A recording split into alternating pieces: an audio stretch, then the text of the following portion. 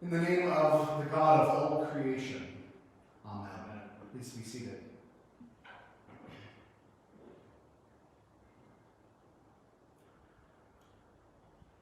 Several years ago, as the debate about whether gay and lesbian people were actually beloved by God or not was raging throughout the Anglican Communion, Archbishop Desmond Tutu from the Anglican Church of South Africa gave his unique, warm voice to the subject.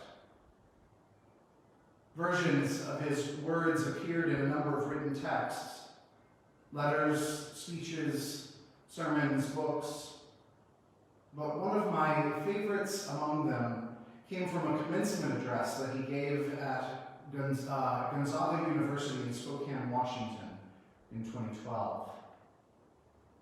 I've actually quoted his words numerous times over the years, but one of the benefits we have now from having had our technology evolve so necessarily over the past few months is now I can share it with you directly.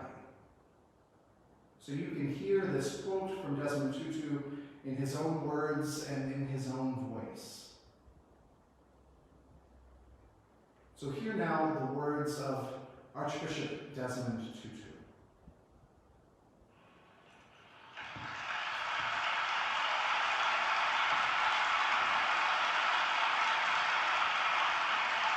God says, remember, my son said, if I be lifted up, will draw. Jesus didn't say, will draw some. Jesus said, I will draw all into this incredible divine embrace of love that won't let you go. All. Beautiful, not so beautiful. Clever, not so clever. Tall, short, streamlined, not so streamlined. Black, white, yellow. Hey, all. Gay, lesbian, so-called straight, all.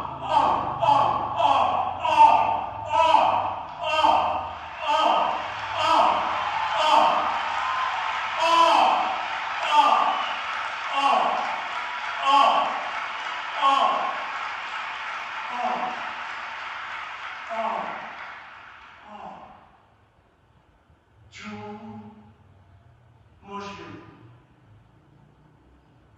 Christian, all.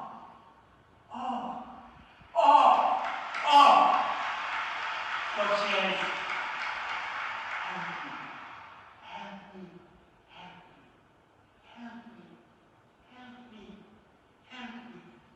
help me so that my children will get to know we belong in one family, God's family, the human family. And no one is outside this embrace.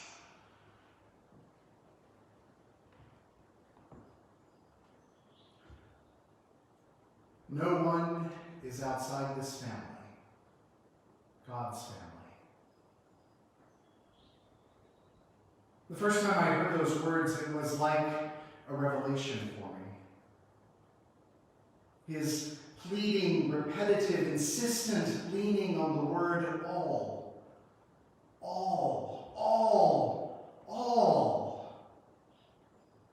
It was both prayer and proclamation. All people were a part of this family. All. Full stop. All. Whatever qualifications you may have considered applying, give it up. This is for all. No questions asked. God won't have it any other way. I could never hear the word all the same way again.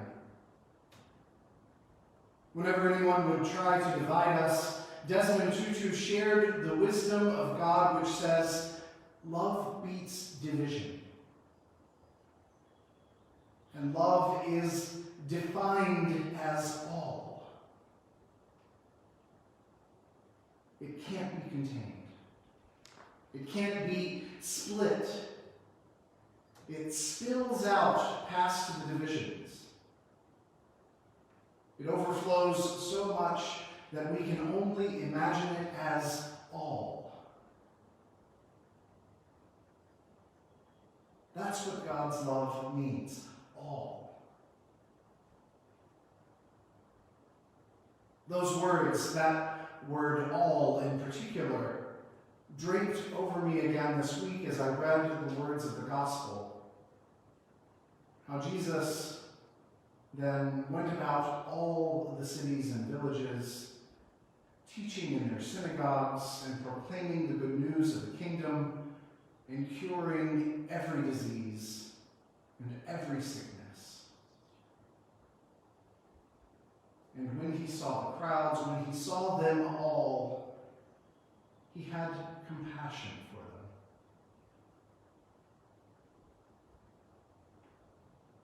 In these past few weeks, as the Black Lives Matter movement has again been in the public eye, the common retort keeps coming up, well, what about all lives matter?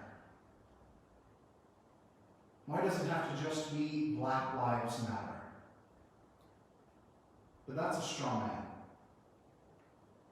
It is an alteration of the bigger point. It's a manipulation of one side that's meant to sow division, and in the most pernicious way, by masquerading as a point of false unity. The point of the Black Lives Matter movement isn't to say that all lives don't matter. Its point is to say that all lives do matter. Even those that most often tend to be left out. Even those who usually aren't counted among the all. It's saying that all lives matter only works if we hear all the way Desmond Tutu says it. Insistently. Prayerfully. Pleadingly. All doesn't work if it's meant to quietly cut some out. All only works if we mean it and if we demand it. It only works if we mean the clever and the not so clever. If we mean the beautiful and the not so beautiful, and all the rest. The mystery of God's love is that it is all. Overabundant, repetitive, pleading all. But at the same time, it is also discreet. It's personal and it's individual. What I love about Archbishop Tutu's delivery here is that he says all so many times that we can't help but to hear it. He says all so many times that we can't help but to count ourselves within it. He says all so many times that it isn't just the big picture that overlooks some, but it becomes the big picture that picks out every detail, every personality, every beauty, and every pain. There are times when the style of biblical storytelling seems to me to convey more than the content, and today's gospel is one of those times. The content is pretty simplistic. Jesus went and did all these wonderful things, and then he sent others to do them too. It's a formula we'd be wise to remember and to follow. But the style tells a little more. The style starts with the all. He went about all the cities and villages, curing every disease and every sickness. But then it unfolds into the particular. It doesn't just say flatly that Jesus sent the disciples. It names them individually. Because it's not just about the all. It's about the all that includes every individual.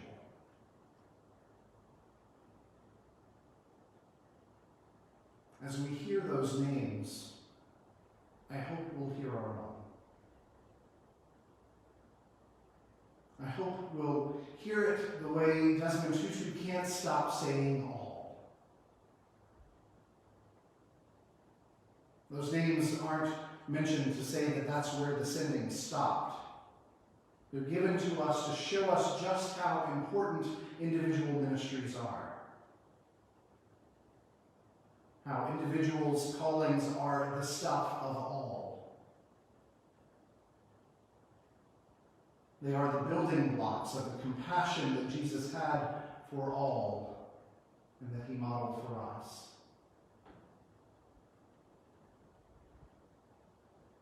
It could be true that all means all. But it will only really be true if we insist on all meaning every last one. It will only really be true if we use every all that we encounter, not as shorthand for the ones we see, not as shorthand for the ones that come to mind or the ones we prefer, not as the broad strokes, but as a tiny brush highlighting every detail that makes up that big picture.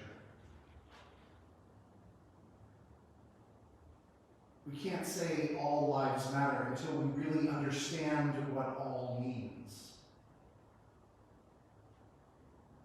We can't say it to avoid talking about what is uncomfortable. We can't say it to avoid offending anyone. It will only be true when we mean every last one. Until then, we have to name the forgotten ones, the vulnerable ones, the least and the lost, whom Jesus commanded that we seek out and love and have compassion for.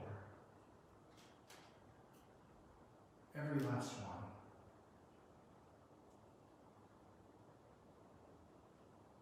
As Tutu's speech ends, he says, God says, help me.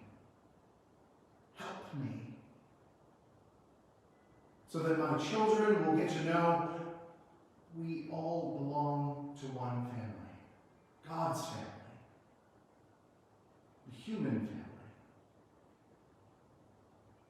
And no one is outside this embrace. Not one.